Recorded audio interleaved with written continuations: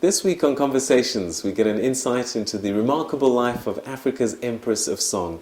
Miriam Makeba is described by many as a living legend, and we caught up with her and got to hear a little bit more about her music, her life, and her thoughts. That's Miriam Makeba on Conversations this week. Well, Mama Miriam Makeba, thank you very much for joining us on Conversations. Thank you for inviting me. You've lived an incredibly long and successful life to date, and we know that there's still so much more to do. But take us back to your childhood, growing up. I think it was the Eastern Cape. What memories do you have of your childhood? No, my father was from the Eastern Cape. I was born here in Johannesburg, a place called Prospect Township, which is no more. It was around where Jeppe is now. And my parents met here, and I was the sixth child of my mother and the only child of my father. And then I grew up in Nelspruit with my grandmother, my maternal grandmother. We were 21 grandchildren.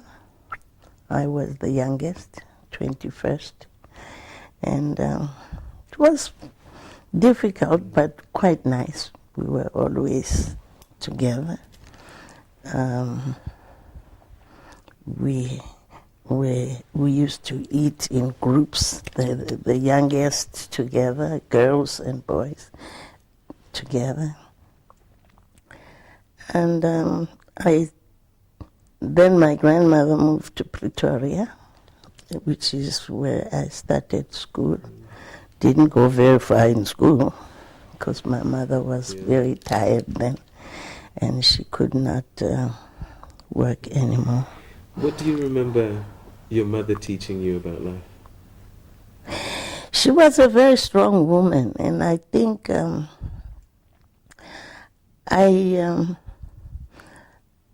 I learned a lot from my mother because she had all the 6 children, and my father died when I was 6, and she struggled to get all of us to at least go to school a little bit, and being the youngest, then she was tired, so I dropped out of school and went to work to try and help her. I worked as a domestic servant and then also looking after little white babies when I was young. So she was very, very strong. And then later in her life, she became a sangoma, which is a traditional healer. I don't know how to say that in English. Wayotwasa ngesizulu, and she became a traditional healer. Very strong woman, and left that with all of us, her children. Tell us a little bit about how you discovered your voice, that you found out that you could sing. I know that you were influenced and encouraged by some key people. Joseph Mutuba, maybe one of them. Yes, my teacher at school, Joseph Mutuba. We were 3 girls that he put together, and we sang some of his compositions, which also were sung in Eisteddfords in school. Strangely, even yesterday I was thinking of one of the songs that he taught us. All of a sudden it just came.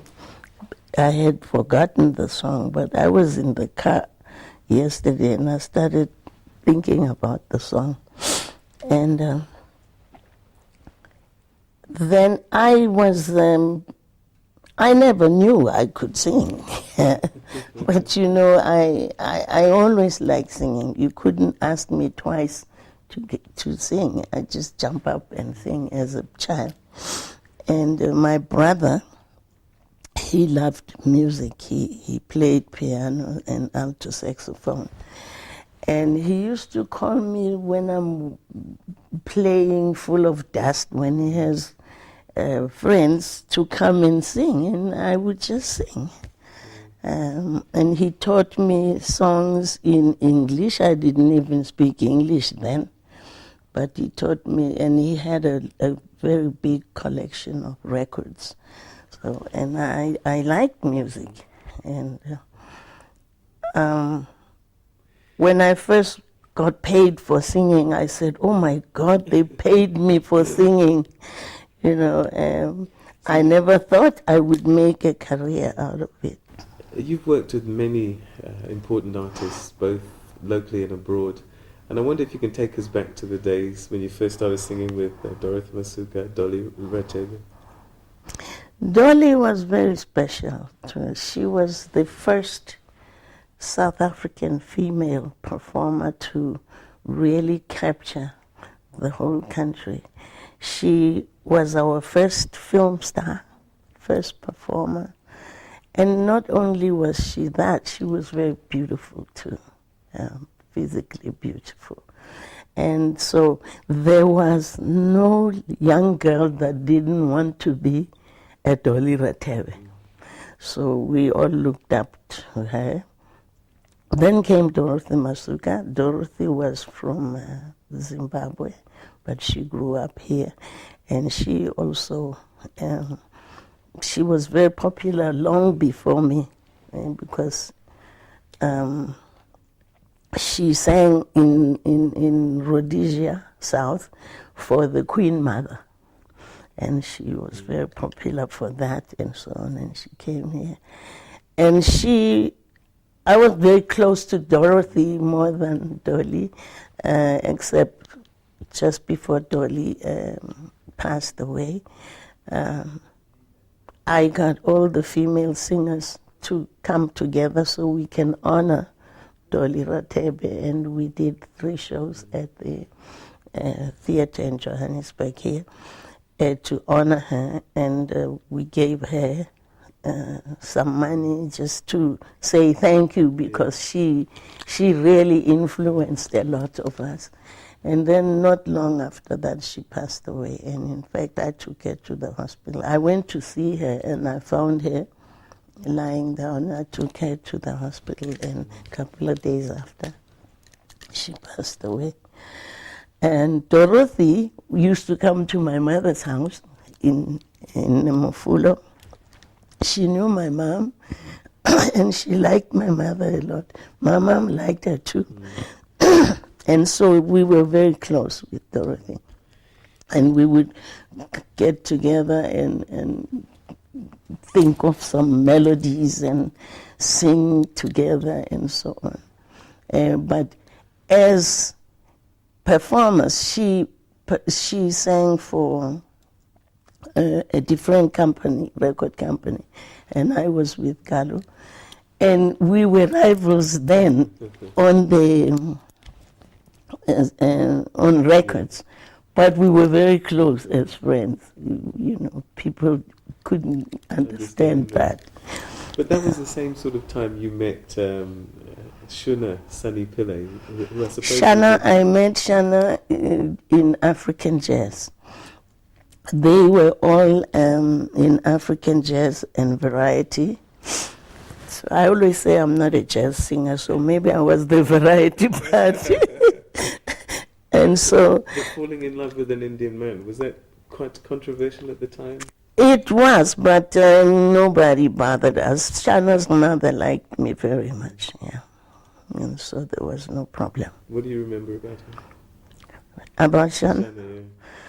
Shana is a lovely person, and he had a good voice. He was big in African jazz. He, Dorothy, and all of them, they were the big names in the show African Jazz at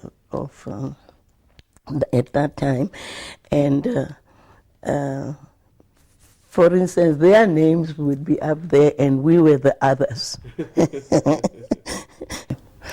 We're going to take a quick break. You're watching Conversations, and we're talking to Miriam Makeba.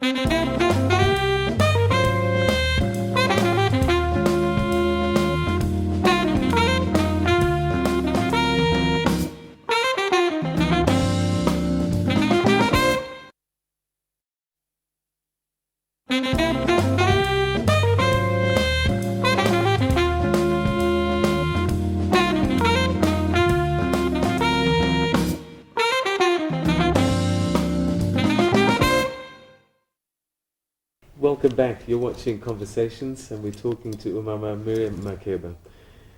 Let's talk about your life in America. It seems that Harry Belafonte was a pivotal figure in how your career shaped. Yes, I met him in London when I was there. It was in November '59. I was called to perform on a show called In Town Tonight. On the same show was the then Foreign Minister of India, Krishna Menon. And I was asked to come and sing a song called Back of the Moon, which I sang in King Kong here, the musical I did here. And Sputnik had just landed behind the moon. So they wanted to connect that song with the landing of Sputnik. And I went there, and Belafonte was in the same, at BBC also, taping a Christmas show for England. And there was a Reverend Michael Scott from Namibia today, but then was Southwest Africa. He came to my studio, the studio where I was, and he told me that Belafonte was in another studio there, and he got the two of us together. He arranged for a screening of the film, Come Back Africa, for Belafonte to see it the following day, and that's how I met Mr. Belafonte. And when he saw the two songs I sang on the film, he said he liked my work very much, and if I ever come to America, not to hesitate to call him. So when I was asked to go and do the Steve Allen show, I called him and said I'll be coming to America to be on the Steve Allen show and also to open at the Village Vanguard. So he sent people to meet me when I arrived, and I didn't have anything. And he arranged for another designer, an old man called John Pratt, to make me two dresses that I will perform in. And he invited all his friends, Sidney Poitier, all of them, Diane Carroll, to my opening at the Village Vanguard. And so I had all these big stars there, and I was trembling. But I could only rehearse 4 songs because I had no written music, and the musicians were not used to the rhythms and the beat. And they used to ask me, where's the one? And I said, I don't know. But I rehearsed with them, and one of them was a Chinese young man, and one was African American on the bass, and the drummer on the conga drummer from Puerto Rico. And they learned 4 songs. So 5 songs. I used to sing the 4, go off, then come back and do 1. And then every day we were learning songs until we had a big repertoire. Why did Harry Belafonte take a liking to you that way? Because you became friends for a very long time. Yes, from the very first time he saw that film in England and said he would like to help me. Then in 1960, I worked with him.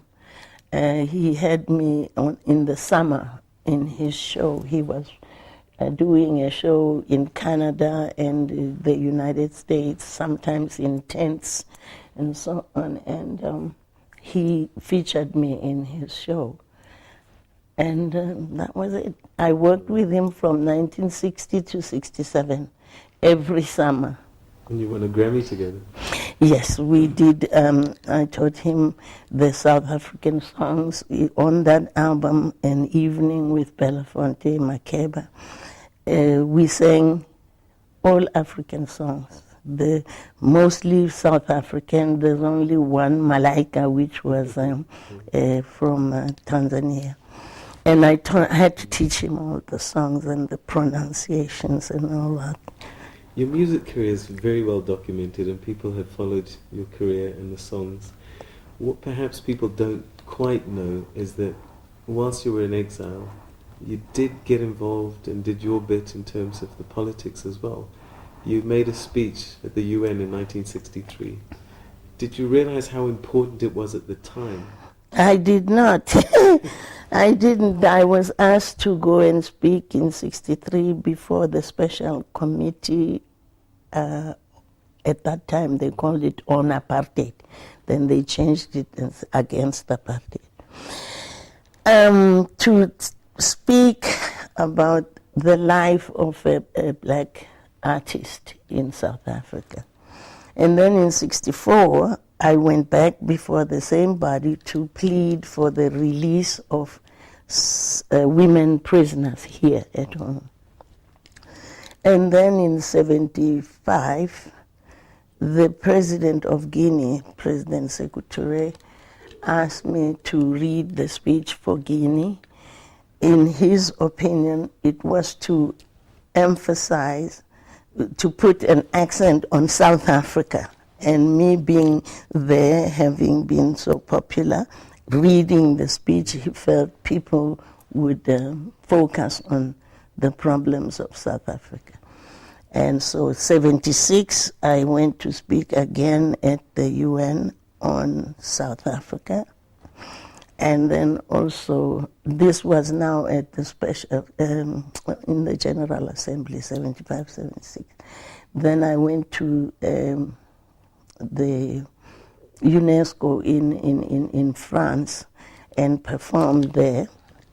And there were all the big stars of France, Belmondo, and all the big ones, they were there. But it was after the first speech that you realized that you could never go back to South Africa. It was that one, a lawyer that I had, Mr. Cowan, he said, come here. And he sat me down, he said, you know, you just went to speak at the United Nations. I said, yes. They asked me to go and speak. He said, you know now that all governments have their eyes on you. I said, what? What did I do? He said, you must be very, very, very careful, because now everyone is looking at you. You know, not just singing. You went to speak at the UN. That's when I really got scared. I said, what did I do? You know, and then, of course, I couldn't come back home, so, and even when my mother died, they wouldn't let me come here to bury her. I said, so what the hell, you know? Nothing to lose. I can't even go and bury my mother. Doesn't matter. So exile ended up being 31 odd years. Did you ever think at some point that you would be able to return to a free South Africa? I never stopped thinking that I will come back home. It would scare me because I said, well, you know, maybe I won't. But I always wanted to come home, and I never lost hope of coming home. People used to say, do you think you'll go back to South Africa? I said, if I stop thinking that, I might as well just lay down and die, because I will go home. I will go back home. Well, let's talk a little bit about your personal life. There's been a lot of difficult times. I mean, when you were a child, 18 days old, you were in jail with your mother. You've seen family members being killed in South Africa, and then also the loss of a child yourself. It's been difficult. Tell us a little bit about some of those moments. Oh, that's very difficult for me to talk about, especially the death of my child, because I was not home, and there was nobody there who knew our customs or anything. It was very difficult. And that's why I could not stay in Guinea after that. I stayed 1 year, and I left. But I used to say, the other day I was looking at some interviews I did in 1987 on TV, on cassette. And I was amazed that I've always said, I know I will go home. Will South Africa change? I said, it has to change. It must change. And I looked at that and I said that. And it did happen. And I've always wanted to come home. It was very difficult. And I came home to no mother, to all my and a changed place. We are free, yes. We still have to work hard to change many things that still need to be changed. And I have a home for girls now, because I feel that young girls need to be nurtured, because they are the future mothers of our land. I have 18 girls in my home. I left 3 of them at home right now. School is closed, so when school is closed, I usually take 3 at a time to just spend some time in a home with somebody. Because where they are staying, they are all 18 there. And we are trying to build more shelters to take more girls. But things that we don't know about you are what were your interests outside of music? What I love to cook. And I think I cook very well. Could you cook South African meals when you were in exile? I used to go and find it, like we have what we call umngqushu, stamp meals. I looked and looked until I found that they had it in cans. Then I would buy it, and all the South Africans would come to my place, and I cook umngqushu, and go and look for mealie to cook ipapa, and the greens, the spinach, and all that. I like cooking. The other love of your life, of course, was Miriam Makeba. I don't know if he was love of my life. He was one of them. Yeah. But I suppose it was an interesting relationship because you were able to share your passion for music. Yes. We knew each other from a long time ago. I've always been 6 years older than him. Yeah. When I first met him, he was 14. I was about 20, 21. Yeah. And we've never really quarreled. We are still friends even today. You said that you were going to bow out. You had a farewell tour in 2005. However, there is another album out now, Makeba Forever. Yes, I'm slowing down. It's when you are a singer, it's easier than being a dancer, because as a dancer, the bones get tired, and as you grow old, you can't dance as well. But singing, I think I'll sing till the day I die, as long as I can still speak. My voice is still there, I will sing.